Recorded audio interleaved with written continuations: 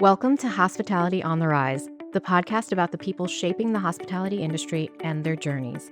I'm your host, Alice Cheng, founder and CEO of Culinary Agents, hospitality's go-to hiring platform. And I'm here to give you your dose of virtual mentorship. Here, we'll be sharing the stories, lessons learned, and advice from hospitality leaders who've carved out their own path to success. After all, this industry is where many get their start and go on to do incredible things. Whether you're a pro, starting out, or just love the hustle, this podcast highlights what makes hospitality extraordinary: the people. So excited to have Amy Racine here with us today. Amy is the beverage director and partner at JF Restaurants, spearheads over a dozen unique national programs. She's also the wine consultant at Tatiana at Lincoln Center, a award-winning restaurant, along with several other accolades, including most recently Wine Enthusiast Beverage Director of the Year. Amy, thank you for joining us today. Thank you for having me. I'm very excited. We are so excited. We were just chatting that we've been like emailing for the past 10 plus years and working together, but I've actually never met you. And so, although this is not in person, this will do for now. I'm curious, and we all want to know, how did you get started in food and beverage? My mom loves to entertain. She throws still incredible parties and bakes like a pro. And my dad's a great cook. And I grew up helping them prep for dinners, parties, whatever. It was just part of life. And I don't think I could have escaped this if I tried. And I originally wanted to be a chef. So I went to culinary school, and that's where I discovered wine. And it was something that was always around at home, but never something I considered a career.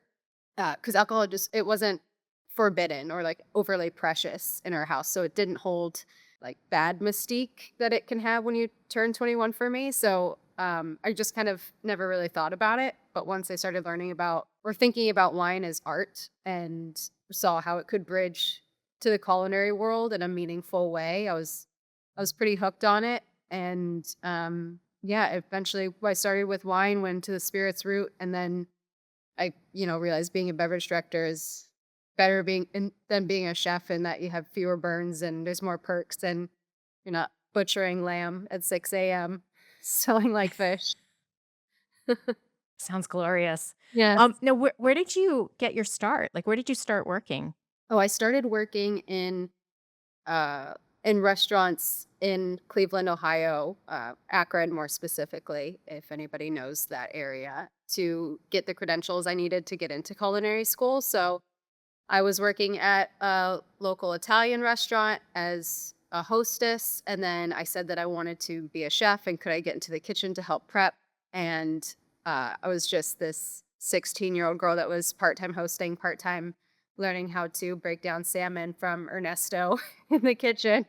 And I worked my way up through the Ohio ranks as best I could. And then I went to culinary school from there, and then started working in, um, much more grand spaces and did my externship at the Greenbrier and just kept trying to get more experience and more credentials as I went. That sounds exciting. So you're in New York, you're in school, and then Greenbrier, which is not in New York, but an amazing place. Where were you? Was that when you were kind of like, I want to do more wine stuff, or when did that transition start happening? The transition happened after my externship. So I don't know if it's like this anymore, but at the CIA, it's about a year and a half, I think, to get your associates in culinary arts, and then you can continue on to your bachelor's. It's a 3-year program. And when I was in the bachelor's program, that's when they have the wine classes and the beverage classes. And there were several teachers that I had that I loved. One in particular, Vincenzo Loria, I remember him teaching about bitters. We were doing Campari and Amaro, and I was like, this is crazy. I was like, this Like is a whole other world unlocked. yeah. I was like, I want to do what you do. So that was an aha moment for me. Nice, nice. And so when did you finish school and then start working in the New York area right away, or did you? I mean, after your externship and everything? So I wrapped up culinary school, and this was at the time the CIA Hyde Park had just started a um, 9-month wine and beverage program. That timing was so wrong. It was like 2017. I went to I went to CIA Greystone, excuse me, in Napa Valley. And they had just started this 9-month wine and beverage program, and it was led by Christy Defoe, who's amazing, and a master Yes. sommelier. I did that for 9 months. It was a certification program. And then when I came out of that, the economy was in a kind of tough spot. So I was really looking for where can I go? And I had to hang out at home for a while and was just doing all the interviews I could do and eventually got a position at Amangiri, which is a resort in Utah, a part of the Amman Resort Group. And it's an incredible property, and it caters to this like 1% in the middle of nowhere. And I had this incredible inventory, and I had a great mentor there. And that's when I started building the beverage career. Nice. Nice. Can you remember one piece? I'm sure you got some great, knowledge nuggets, but do you remember like one piece of advice that stuck with you from that mentor? She told me so many great things, and I think I really admired the way that she carried herself. Um, I think just like generally in terms of advice that I've received, it's probably been the like whatever your equivalent is of like keep your head down and just keep working kind of a thing. Cause for a long time I found the industry just so overwhelming and was just trying to survive and not disappoint anyone. So there were a couple of moments that kind of came through both on the culinary side and the wine side where I was like, this is amazing. I can do this. And she was one of the people that definitely um, encouraged me and gave me a lot of, or brought out the confidence in me, I should say. But in general, I think my mentality was always just work. Yeah, I mean, that is a great mentality, and I feel like, it's one of the first times, not saying that because it's not something that's common, but, you hear a lot of that, like, "Put your head down and work," a little bit more on the back of house, so maybe that was, like, your initial, training, into the wine world, but also it speaks to kind of the generation, right? Things have evolved, the industry has evolved, workers have evolved, but that's still a common thread, I think, that always serves pretty well in general, which is like, do the work, and observe and connect with folks who, I think in this point, like makes you feel comfortable, brings out the confidence in you so that you can be the best version of yourself, right? Yeah. Um, so work and also working in hotels, or resorts, if you will. I think Amman has its own category in and of itself. How is the transition to, because there's obviously a lot of similarities, but there's some differences between going from there to then working with restaurants. Amman was an amazing experience because it's yes, it's a resort, but it's so isolated. It's 2 hours to the nearest city, and it's not even a city. Uh, so you had to be resourceful and make it work, and you had to make it work at a very high level. So that was a great experience, and then I moved to, kind of to your point, a totally different animal, in San Francisco, a restaurant called Sons and Daughters, which was 14 tables, tasting menu only, wine pairings. Uh, and that was I just they were both excellent, but I was flexing totally different muscles at both of them. And I think both of those were both very early, impactful experiences for me. And now in hindsight, where we operate in several hotels and we also try to execute at a very high level in some of those restaurants in the hotel, and others we are more casual, but I think I was able to pull a lot of the experience in both and kind of found a way to make it work today. Yeah, because, not only do you have multiple, different concepts underneath one umbrella, if you will. They're spread out, even though not too far from each other, but they're all different, and that can be challenging in and of itself, right? Making sure that you're creating the beverage, the wine list, the program that's true to that particular concept and um, vision, if you will. Hmm. But since you're a chef led group, I'll Yes, call it. we are. Yeah.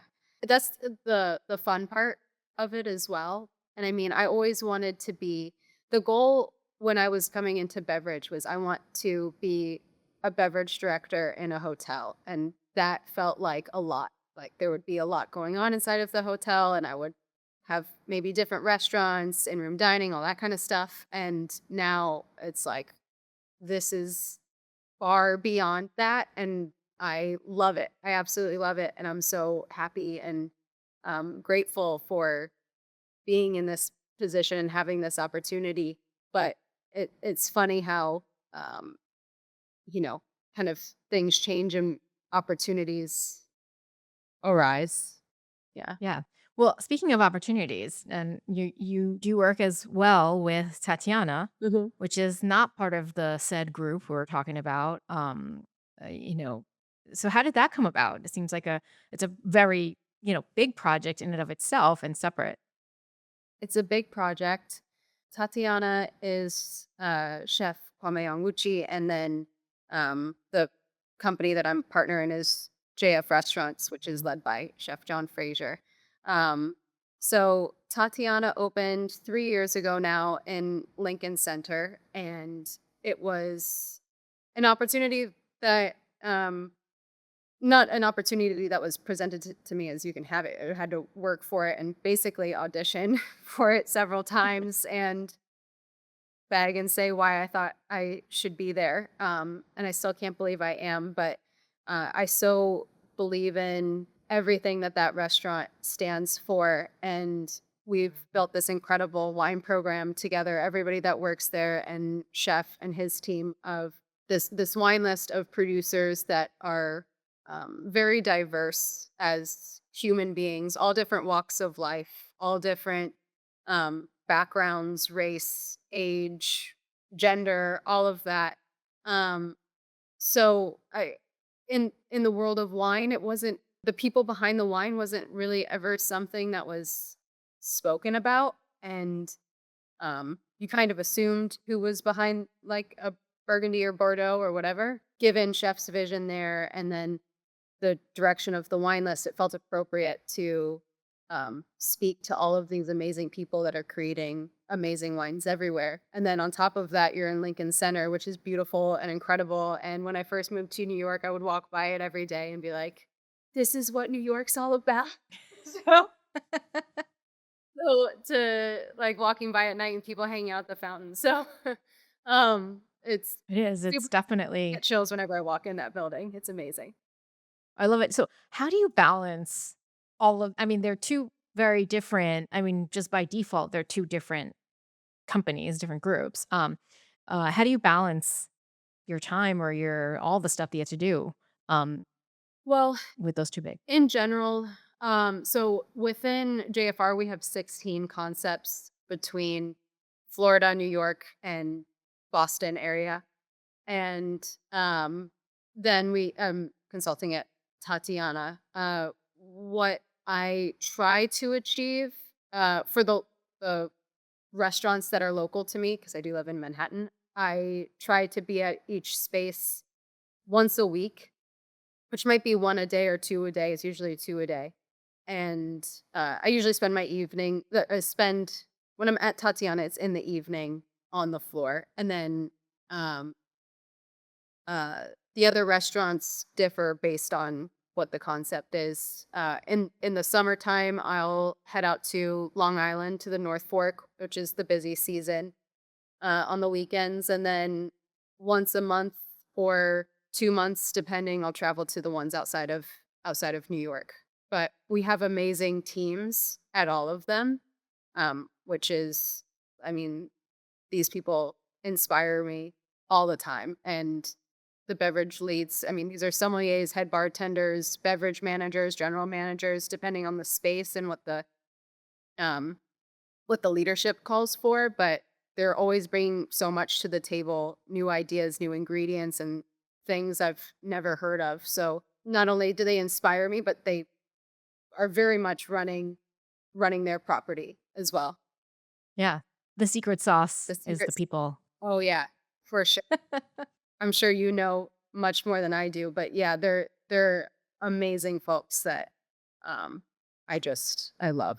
So what are some of the qualities, cuz I would imagine, and correct me if I'm wrong, you probably play a hand in, making sure that you're bringing on the right leadership or that they're properly trained. What are some of the I'll say the skills that and qualities that you look for when you're looking for that leadership layer, since you rely on them so much or for to run the properties? Yeah, I think a lot of the skills can be taught. Obviously, if you're coming in as a sommelier, we love sommelier experience, but we do a lot of mentorship from within, and love to see when a server moves into a sommelier bartending position and moves up through our company. That's always incredible. In terms of bringing somebody in from the outside, I think something that can't be taught is just general sense of care, which you can usually feel when you're talking to somebody or the way they speak of their past positions or past colleagues. Um, Probably self awareness too. Self awareness is pretty important. I mean, you're with other people that are paying to be in your restaurant all the time. So you have to be aware of how you're speaking and handling yourself at a table. So I say that a little tongue in cheek, but it's true. If you're going to be in the service industry, you should be self aware. Yeah, yeah. Hey, I hear you. And you cannot predict what's going to happen when you're interacting with all these different folks. But the only thing you can kind of control is yourself, right? Yes. As long um, as you can and smile when it gets crazy, like, yeah, great. yep. Some of that comes with experience, and That's true. That's true. Um, so for someone, because I'm always fascinated, we do a lot of career pathing, and that's the basis for these interviews as well as our hospitality career paths on our site. Um, and we're always talking about the foundational skills that you build when you start in this industry. It can take you in any direction, and oftentimes you do find folks kind of progressing into or becoming more um, involved in the wine side of things after they've discovered something or they've done something else, and they're like, I like this area that I want to specialize in. Mhm. So for someone who is like, I'm interested in wine, but I'm a server, or maybe I'm a host, I'm starting out, or I'm just in a different position. What would you suggest to them to like get started or to get to the next level? Yeah, I mean, I think there's a lot of great educational resources now that weren't around before. And it depends where you are. Some of them are regional or local, and some of them are large scale. So, for example, I studied through the quartermaster sommeliers, and this isn't something that I require anybody else coming onto our team to go through, but it worked for me because it was very the structure of it, I guess, felt actually very similar to a kitchen. It was pretty militant, and you had to put your head down and work a certain way. But you can also sign up for Guild Som, which is their community base, and it's a subscription for I think $100 a year, and you can get all of this information that they base their exams off of, which I think is great. I also think joining tasting groups and going out to tasting events and wine tastings and um, my just use anything that's accessible towards you. And there's also online platforms now. My biggest tip, I guess, or something that I always thought of when I was uncomfortable. My dad always told me to be comfortable with being uncomfortable.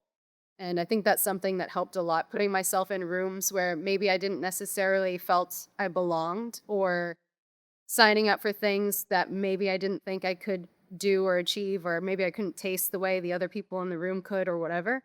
But if you make yourself comfortable with being uncomfortable and put yourself into the room, I think that is like that's step number 1 through 10. Yeah, absolutely. But I mean, I think in, talking specifically about beverage, I think that the community, there's a huge community that exists. And I have found, even though I'm not a beverage professional, I know a lot of beverage professionals that for the most part, everybody is really welcoming and encouraging of people who are interested, who want to learn more, who want to figure out, what's the best path to get to where they want to go. And there are many, right? Becoming a sommelier is not the only route to being a beverage professional. Right. And getting into wine doesn't mean you stay in wine. You can take it in other directions as well. Totally. You can specialize now and like say sherry speaks to you, there's a job for you. Say sake speaks to you, there's a job for you.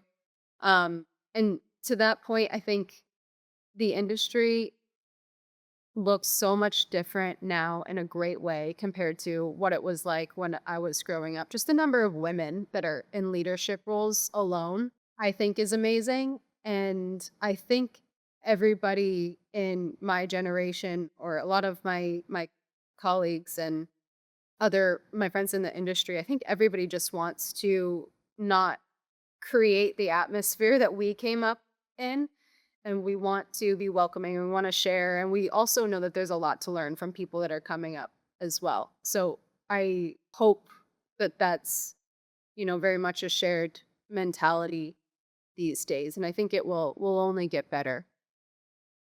Yeah, I agree, and that I think is a statement for the entire industry. Dare I say? I think one of the unique things about hospitality is that it's like this one giant family, but there are a lot of different subgroups and specialties in each area that you can find your community and your people. But at the end of the day, everybody, I believe, genuinely and generally wants to support each other because everyone wants this industry to continue to grow and develop and thrive, right? Yes. Um, so I love that, and I agree with that, and I think I'm looking forward to continuing to highlight more and more of that as because they exist, and voices need to be lifted. Um, so what's next for you? You got a lot of balls in the air. You're managing them all. I don't know. How do you manage your stress, by the way? What are your tricks? Uh, I You're like, well, I don't know if I do well, but I try. I've started intentionally making time for things that I love. So running and that I mean running in general, it usually means you're getting up earlier than you normally would and maybe not having martini number 2 or whatever the night before. But I love it, and I've started taking Italian classes because I've always wanted to learn to speak Italian. So I think last year I was like, I need to, if I ever want to do these things, I'm the only one that can make it happen. yeah. So I, yeah, I ran my first marathon in New York last year, and it was one of Wow. the thing things I've ever done. I Congrats. one, thank you. It just reminded me that I need personal goals outside of work, and I think that that shows a lot when you're fulfilled outside of work. I think it can show a lot inside of work, and taking the time to make sure you're not burnout um, by working all the time is something that shows to the rest of your team, and therapy also. Yeah, I mean, that's so important. We hear that commonly from leaders is, you got to take care of yourself. Especially, when you reach a certain level, it's really easy to kind of, lines can get blurred and I don't talk about work-life balance. I'm like work-life harmony, right? I Find like what that. balance works for you. Like, Yeah, how can all the things that you want and you enjoy work together in harmony, right? yeah, and I think that's such a good way to put it. And I'm sure I don't think anybody has it perfectly down, and everybody's still trying to figure it out. But it's to unplug and um, protect your space to be creative or just empty your brain for a minute is really important, I think. And it might be an overused term at this point, but setting boundaries is not something that was a part of my vocabulary when I entered this field. Hmm.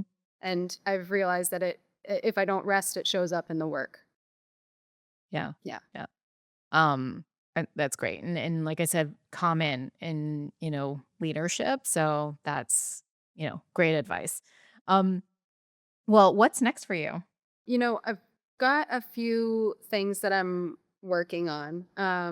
I want to continue the mission that we've kind of been speaking about this whole time, which is celebrating the community that we now have in the hospitality industry. So, I have these projects focused on that. I will say that last year I did a project called the Wine Project with this photographer, Marcos Alberti, which shows different people after none, 1, 2, and 3 glasses of wine. It's a really cool project. But I joined him last year to do it with the industry, and we again got all walks of life in the industry, all stages in people's career, from very established, well-known chefs to people that are just getting into the industry for the first time. All abilities, backgrounds, everything. And it was a really cool project. So there's interest in doing more of those also. Nice, nice. Just keep piling it on. So um, it's like well, it's such a meaningful part of it. It's being in this position now and having the opportunity to do things like that are meaningful to me, and I hope others, is why you work so hard to try and get here. So exactly. I was just going to reference, your comment before about, doing things that you enjoy and taking care of yourself. And oftentimes when you're starting out in general, this is just general advice or an observation I'll say, because I also think about it as well.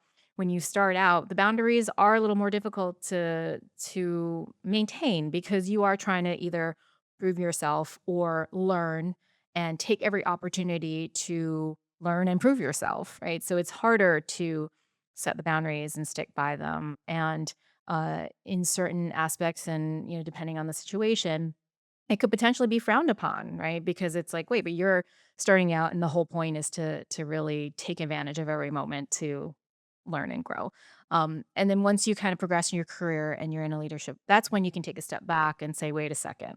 I, love this. I want to have longevity in it. I want to set an example for, others, etc. So it's almost like you paid you paid your dues, and now you're ready to, like, reset and get to the next step. And yep. and there's truth in that, and there is, you know, there there is real validation that that is a process that works for a lot of people as well. I agree 100%. Yep. Yeah. Well, on that note, we're gonna go to quick fire. What advice would you tell your younger self? You're never ready. You'll never feel ready. So just do it. And get into the room, right? Yeah. Just get into the room. Just, What's your advice for someone struggling in the industry? I think what you said earlier, find your people. This work is too hard to do alone. And what's your advice for fellow hospitality leaders? I think lead like somebody's watching, not for appearances, but because your standard kind of sets a tone for the rest of the room and for everybody else. And culture starts with you. Perfect. On that note, Amy, thank you so much for sharing your career timeline, your advice, your experience, and we can't wait to see what's next. Thank you. Thank you so much. Remember, success looks different for everyone in hospitality. No two paths are the same. If you have a leader or a topic you want to hear about, email media@culinaryagents.com. Hospitality on the Rise is brought to you by Culinary Agents, connecting top talent with employers since 2012. Whether you're hiring or looking for your next opportunity, join us at culinaryagents.com. For more inspiration, subscribe to Hospitality on the Rise and visit hospitalitycareerpaths.com, a free platform by Culinary Agents. Thanks for tuning in. Remember to like, follow, and subscribe. And if you love this episode, share it with someone who could use a little inspiration.